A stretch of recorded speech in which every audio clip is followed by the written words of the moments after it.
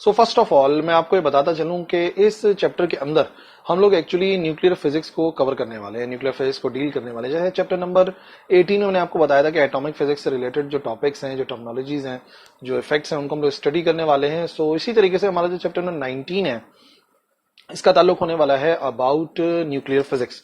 ठीक है ना। और आज का जो हमारा लेक्चर होगा वो मैंने रखा है इस तरीके से ताकि बिल्कुल जो बेसिक टॉपिक्स हैं, जो बेसिक टर्मिनोलॉजीज हैं वो इस चैप्टर की वो कवर हो जाए। और एक इंपॉर्टेंट चैप्टर है, और इंपॉर्टेंट चैप्टर होने के अलावा ये जो हमारा लेक्चर है ये बड़ा इंपॉर्टेंट है इस चैप्टर को समझने के लिए। ठीक है ना। तो बिल्कुल हल्का नहीं लेना है इस चैप्टर को। तो मैं सबसे पहले आपको बताता हूँ कि व्हाट इज न्यूक्लियर फिजिक्स। देखो, न्यूक्लियर फिजिक्स जो है ना बेसिकली स्टडी है न्यूक्लियस की, उसके कॉन्स्टिट्यूएंट्स की। जब उसके कॉन्स्टिट्यूएंट्स को स्टडी करते हैं न्यूक्लियस के अंदर जो पाए जाते हैं, और न्यूक्लियस की प्रॉपर्टीज को, उसकी एनर्जी को, रेडिएटिव सब्सटेंसेस को, जब हम इन सबको स्टडी करते हैं तो वो एक्चुअली एक ब्रांच है फिजिक्स की जो कि अलग से बहुत इंपॉर्टेंस रखती है, और वो है न्यूक्लियर फिजिक्स। ठीक है ना।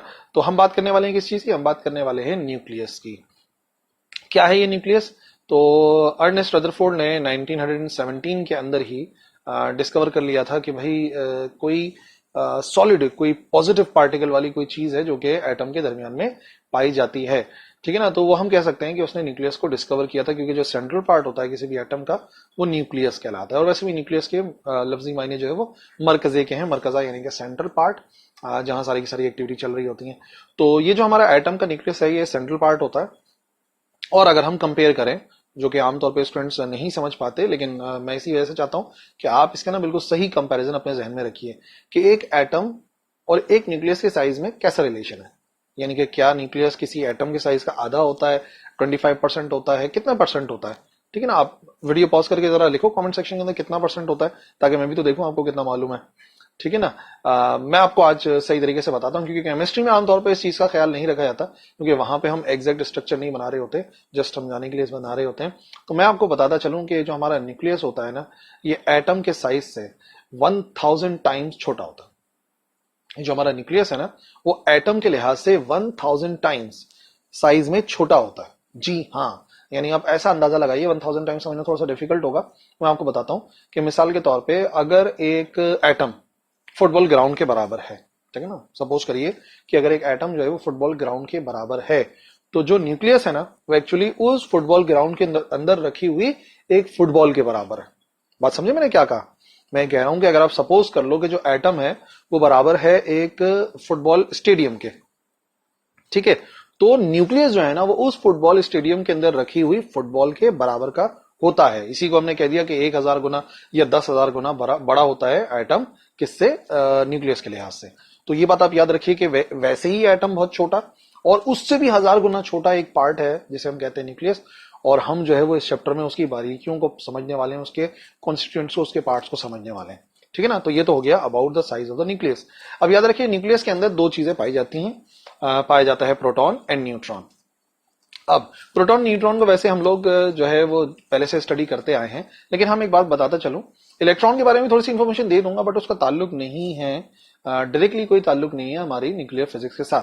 ठीक है ना। सबसे पहले चलो इलेक्ट्रॉन के बारे में बताते हैं। देखो, इलेक्ट्रॉन डिस्कवर किया जे थॉमसन ने 1897 के अंदर।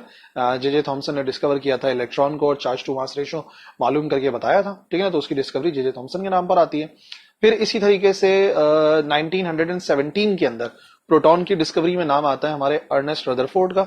हाँ, रदरफोर्ड नहीं, क्योंकि वो सेंट्रल पार्ट के बारे में बताया जैसे पॉजिटिव चार्ज है, और मालूम हो गया कि ठीक है वहां पे प्रोटॉन की मौजूदगी है। तो 1917 में प्रोटॉन की डिस्कवरी कर दी हमारे रदरफोर्ड ने।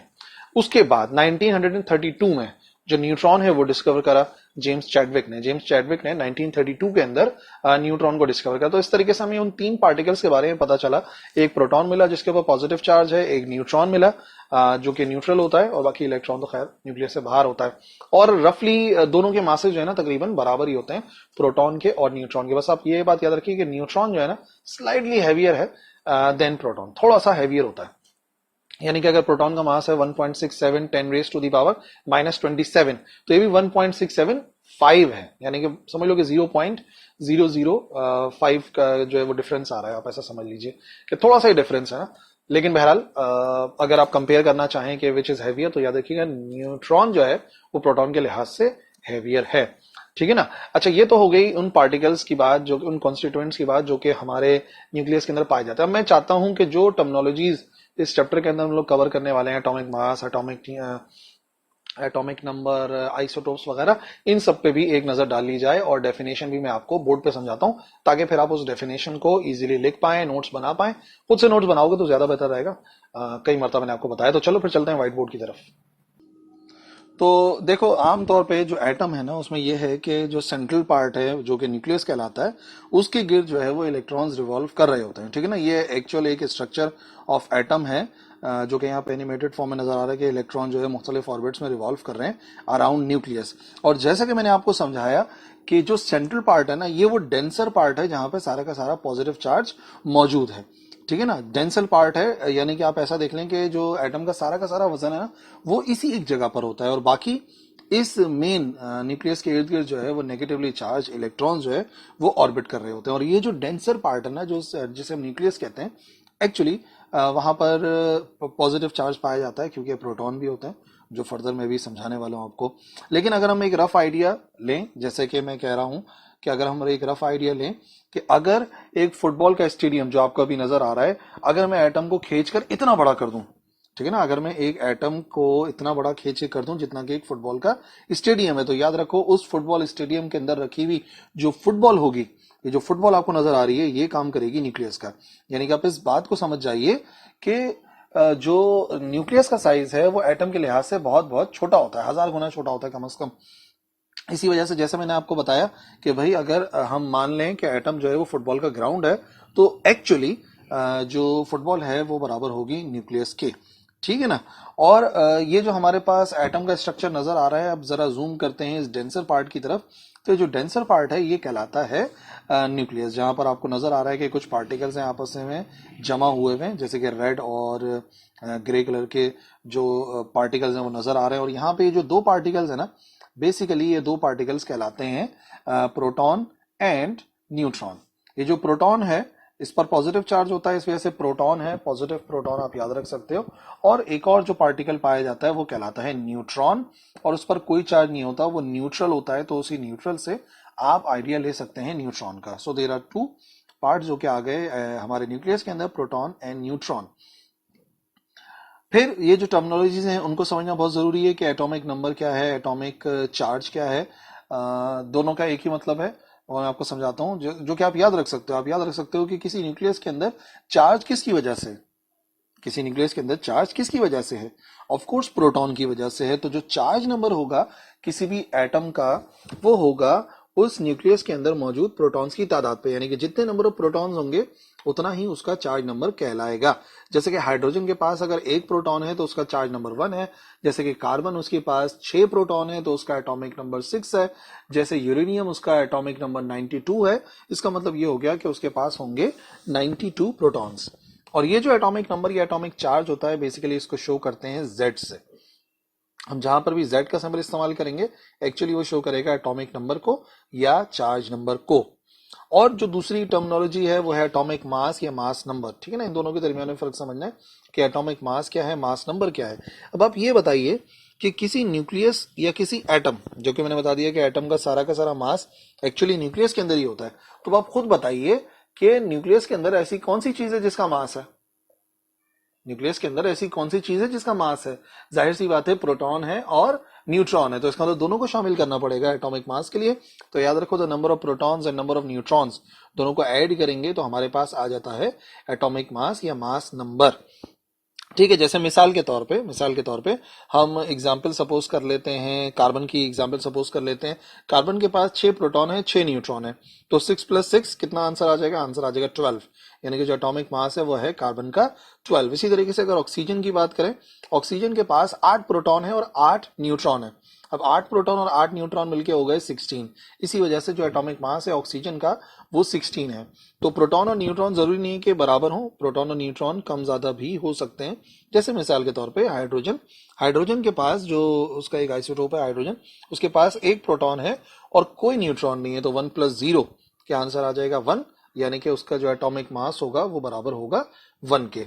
अच्छा, ये जो एटॉमिक मास या मास नंबर है इसको हम शो करते हैं ए से। और इसी Z और A की मदद से एक्चुअली हम रिप्रेजेंट करते हैं न्यूक्लियस को। जैसे कि आपको नजर आ रहा है ना कि किसी भी एटम को हम रिप्रेजेंट करते हैं तो यहाँ पर उसका हम लिख देते हैं जो भी सिंबल है उस एलिमेंट का, और यहाँ पर हम लिख देते हैं जो Z है, आपको पता है ये क्या होता है, एटॉमिक नंबर, और A क्या है, A होता है एटॉमिक मास। यानी कि अगर मिसाल के तौर पे मैं लिखना चाह रहा हूँ कार्बन, तो जैसे कि मैंने आपको मिसाल दी, कार्बन का एटॉमिक नंबर 6 है और कार्बन का एटॉमिक मास कितना है 12, तो हम इस तरीके से लिखेंगे 6 और 12। यानी कि जो सबस्क्रिप्ट है उसके अंदर एटॉमिक नंबर आता है और जो सुपर स्क्रिप्ट है जो कि हम ऊपर करके लिखते हैं पावर वाली जगह पे, वो हो जाता है एटॉमिक मास। जैसे मिसाल के तौर पे यूरेनियम की मिसाल सपोज कर लेते हैं, यूरेनियम का एक आइसोटोप है, उसका एटॉमिक नंबर होता है 92, तो ये एटॉमिक नंबर जो है वो हमने लिख दिया यहाँ पर एटॉमिक नंबर।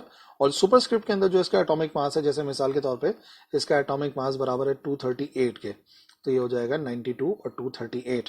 तो जब भी हम रिप्रेजेंट करते हैं किसी भी एलिमेंट को इन न्यूक्लियर फिजिक्स, तो इट इज वेरी इंपॉर्टेंट कि हम उसका एटॉमिक नंबर भी लिखें और उसका एटॉमिक मास भी लिखें। और जिस तरीके से मैंने आपको बताया बिल्कुल इसी तरीके से हम एटॉमिक नंबर और एटॉमिक मास को लिखते हैं। और अब आपको क्योंकि रिप्रेजेंट करना आ गया है तो नंबर ऑफ न्यूट्रॉन्स कैलकुलेट करना भी आ जाना चाहिए, या जिसे हम न्यूट्रॉन नंबर कहते हैं। ये जो न्यूट्रॉन नंबर है हम कैसे मालूम कर सकते हैं, सिंपल फॉर्मूला है, न्यूट्रॉन नंबर जिसको हम n से शो करते हैं वो आ सकता है a माइनस जेड की मदद से, यानी कि एटॉमिक मास में से एटॉमिक नंबर को माइनस कर दो। याद है ना एटॉमिक मास क्या था, एटॉमिक मास के अंदर प्रोटॉन भी थे और न्यूट्रॉन भी थे, प्रोटॉन भी हैं और न्यूट्रॉन भी हैं। जबकि जो Z है, Z में सिर्फ क्या था, प्रोटॉन। तो अगर मैं इन दोनों में से माइनस कर दूंगा प्रोटॉन की वैल्यू, तो हमें अपने आप किसकी वैल्यू मिल जाएगी, नंबर ऑफ न्यूट्रॉन। तो किसी भी एलिमेंट में, जो कि आप प्रैक्टिस भी कर सकते हो, 19.1 जो क्वेश्चन है हमारे पास रिव्यू क्वेश्चंस के अंदर, उससे आप प्रैक्टिस भी कर सकते हो कि कैसे एटॉमिक मास में से एटॉमिक नंबर को माइनस करके हम कैलकुलेट कर सकते हैं नंबर ऑफ न्यूट्रॉन्स को। फॉर एग्जाम्पल 92 और 235 यूरेनियम है, यूरेनियम को यू से शो करते हैं, 92 हो गया एटॉमिक नंबर, 235 हो गया उसका एटॉमिक मास, ठीक है ना। 238 वाला भी होता है यूरेनियम और 235 वाला भी हो सकता है। तो फिर हम क्या करेंगे, हम एटॉमिक नंबर यानी कि Z लिखेंगे इसका 92, और एटॉमिक मास कितना, एटॉमिक मास है 235, और अगर नंबर ऑफ न्यूट्रॉन्स चाहिए तो 235 में से 92 को माइनस कराएंगे, आंसर आएगा 143, जो कि हो जाएगी इसकी नंबर ऑफ न्यूट्रॉन्स, यानी कि न्यूट्रॉन्स की तादाद, ठीक है ना। तो सिंपल सा तरीकेकार है, a माइनस जेड के जरिए नंबर ऑफ न्यूट्रॉन्स कैलकुलेट कर सकते हैं। अच्छा, अब ये एक और बात है जो आपको याद रखनी है, यूनिफाइड एटॉमिक मास यूनिट जिसे हम कहते हैं। यूनिफाइड एटॉमिक मास यूनिट दरअसल एक यूनिट है एटॉमिक मास का, जो कि हम यूज करेंगे इस चैप्टर के अंदर बहुत ज्यादा। और ये क्या होता है, एक्चुअली यूनिट है एटॉमिक या मॉलिक्यूलर मास का, और डेफिनेशन क्या है, it is 1/12 of mass of unbound carbon. जो अनबाउंड कार्बन होता है ना, यानी कि कार्बन 12, उसका जो मास है उसको अगर मैं डिवाइड करा दूं 12 से, यानी कि जो भी कार्बन का एटॉमिक मास है उसको मैं डिवाइड करा दूं अगर 12 से, तो जो आंसर आएगा वो आंसर होता है 1 एटॉमिक मास यूनिट के बराबर। तो एटॉमिक मास यूनिट हम अक्सर इस्तेमाल किया करेंगे इस चैप्टर के अंदर, तो मैंने सोचा इसकी डेफिनेशन ऐड कर दी जाए कि जो यूनिफाइड एटॉमिक मास यूनिट है वो बेसिकली कार्बन का जो मास है अगर मैं उसको डिवाइड करा दूं 12 से, तो जो आंसर हमारे पास आएगा वो कहलाएगा, यू से शो करते हैं और कहलाता है यूनिफाइड एटॉमिक मास यूनिट, जो कि ये वैल्यू आ गई, कितनी वैल्यू होती है 1.66, और ये पूरी वैल्यू और 10 raise to the power minus 27, तो 1 एटॉमिक मास यूनिट ऑलमोस्ट 1.66 से आप याद रखिएगा 1.66 10 raise to the power minus 27 kilogram के बराबर होता है। तो अगर आपको मास वगैरह किलोग्राम के अंदर दिया जाएगा तो एटॉमिक मास यूनिट में जब आप कन्वर्ट करेंगे तो इस फैक्टर को इस्तेमाल करके कन्वर्ट किया जा सकता है। समरी देख लेते हैं पार्टिकल की चार्ज की और उसके मास की, और फिर एटॉमिक मास यूनिट की, ताकि आपको ये यू का कॉन्सेप्ट समझ में आ जाए एटॉमिक मास यूनिट का। तो देखो, पहला पार्टिकल था प्रोटॉन, दूसरा पार्टिकल था न्यूट्रॉन। चार्जेस के बारे में मालूम है, प्रोटॉन के ऊपर चार्ज होता है पॉजिटिव, बट कितना चार्ज होता है, तो याद रखो 1.6 10 raise to the power minus 19 coulomb होता है। जबकि न्यूट्रॉन के ऊपर कोई चार्ज नहीं होता, न्यूट्रॉन जो है वो क्या है, न्यूट्रॉन है न्यूट्रल। मासेस की बात की जाए अगर किलोग्राम्स के अंदर, तो प्रोटॉन का मास होता है 1.673 10 raise to the power minus 27 kilogram, और न्यूट्रॉन के मास की अगर बात करें तो वो होता है 1.675 10 raise to the power minus 27। Almost बराबर होते हैं, लेकिन हमेशा याद रखा करो neutron is slightly heavier than proton. Neutron proton के लिहाज से थोड़ा सा हैवियर होता है। अब अगर इसी को एटॉमिक मास यूनिट में चाहिए तो मैं इसको क्या करूंगा, इसको मैं डिवाइड कराऊंगा उसी फैक्टर से, क्या फैक्टर था 1.66 10 रेज टू द पावर 27 से डिवाइड कराएंगे तो प्रोटॉन का मास आ जाएगा, वो आ जाएगा 1.0078। और अगर इस वैल्यू को सेम उसी फैक्टर से यानी कि 1.66 10 रेज टू दी पावर -27 से डिवाइड कराएंगे तो आ जाएगा 1.0086। तो ये जो मासेस हैं यूनिफाइड एटॉमिक मास यूनिट के अंदर, इनको भी हम काफी ज्यादा यूज करते हैं। तो अब आप याद रखिएगा कि how we can convert from kilogram to atomic mass unit. और हमारे लेक्चर का लास्ट जो टॉपिक मैंने रखा वो रखा आइसोटोप्स, ताकि इसका कॉन्सेप्ट रिवाइज हो जाए। याद रखो, आइसोटोप्स कहते हैं दो ऐसे एलिमेंट को जिनके एटॉमिक नंबर सेम हो बट एटॉमिक मास डिफरेंट हो। Same atomic number but different atomic mass, दो ऐसे एलिमेंट जिनका एटॉमिक नंबर सेम होता है बट उनका एटॉमिक मास डिफरेंट होता है, तो वो कहलाते हैं आइसोटोप्स। और ये जो वर्ड आ रहा है ना आइसोटोप्स, आइसो कहते हैं सेम, और ये जो टोप्स वर्ड आ रहा है ये यूज होता है फॉर प्लेस, यानी कि सेम प्लेस। तो पीरियोडिक टेबल के ऊपर ये सेम प्लेस पर पाए जाते हैं, that's why they are called isotopes. और उर्दू में इसे कहते हैं हमजा। हमजा यानी कि हम एक जैसा, और जा मतलब कहते हैं जगह को। इसी वजह से आइसोटोप्स जो है वो एलिमेंट पे एक जगह होते हैं, same number of same atomic number but different atomic mass. या फिर ऐसे समझ लो, आइसोटोप्स जो है वो पर्टिकुलर केमिकल एलिमेंट के हैं, वेरिएंट्स हैं जो कि डिफर करते हैं न्यूट्रॉन नंबर में, यानी कि उनके न्यूट्रॉन्स की तादाद डिफरेंट होती है। और अगर न्यूट्रॉन्स की तादाद डिफरेंट होती है तो जो न्यूक्लियॉन की तादाद है, जिसे हम एटॉमिक मास भी कहते हैं, वो डिफर करता है। ठीक है, जैसे कि अभी मैंने आपको डेफिनेशन में समझाया था। तो इसका मतलब वो एलिमेंट्स जिनके न्यूट्रॉन नंबर जो है वो डिफरेंट हो और न्यूक्लियॉन नंबर डिफरेंट हो, बाकी जो एटॉमिक नंबर है वो सेम रहे। और दूसरे तरीके से याद रखना, तमाम के तमाम आइसोटोप्स हैं जिनका सेम नंबर ऑफ प्रोटॉन होते हैं बट उनके नंबर ऑफ न्यूट्रॉन्स जो है वो डिफरेंट होते हैं। और सेम नंबर ऑफ प्रोटॉन्स होने की वजह से, यानी प्रोटॉन्स की तादाद सेम होने की वजह से उनका एटॉमिक नंबर सेम होता है, और न्यूट्रॉन्स की तादाद डिफरेंट होने की वजह से आप देखोगे उसका एटॉमिक मास डिफरेंट हो जाता है। ठीक है ना, ये हो गया आइसोटोप्स। मिसालें देख लेते हैं, दो मिसालें मैंने रखी हैं ताकि आइसोटोप्स का कॉन्सेप्ट क्लियर हो जाए। तो हाइड्रोजन के 3 आइसोटोप्स होते हैं, प्रोटियम होता है, ड्यूट्रियम होता है, ट्राइट्रियम होता है, जिसको हमारी किताब के अंदर प्रोटॉन भी लिखा गया है, ड्यूट्रॉन भी लिखा गया है और ट्राइटॉन भी लिखा गया है। यानी प्रोटियम को प्रोटॉन, ड्यूट्रियम को ड्यूट्रॉन और ट्राइट्रियम को हम ट्राइटॉन भी कह सकते हैं। और यहाँ पे आपको नजर आ रहा है एटॉमिक नंबर नीचे लिखा जाता है, ये एटॉमिक नंबर है, ये भी एटॉमिक नंबर है, और ऊपर जो लिखा हुआ होता है वो होता है एटॉमिक मास, यानी कि 1, 2 एंड 3। तो अगर देखा जाए तो यहाँ पे आप देखेंगे कि एक ही इलेक्ट्रॉन है, एक ही इलेक्ट्रॉन है, एक ही इलेक्ट्रॉन है। यहाँ पे सिर्फ प्रोटॉन है, यहाँ पे एक प्रोटॉन और एक न्यूट्रॉन है, और यहाँ पे 2 न्यूट्रॉन है और एक प्रोटॉन है। तो कैलकुलेशन अगर करें तो नंबर ऑफ न्यूट्रॉन्स कैसे निकाल सकते हैं?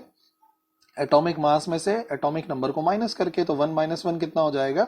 0, यानी कि इसके पास कोई न्यूट्रॉन नहीं होता।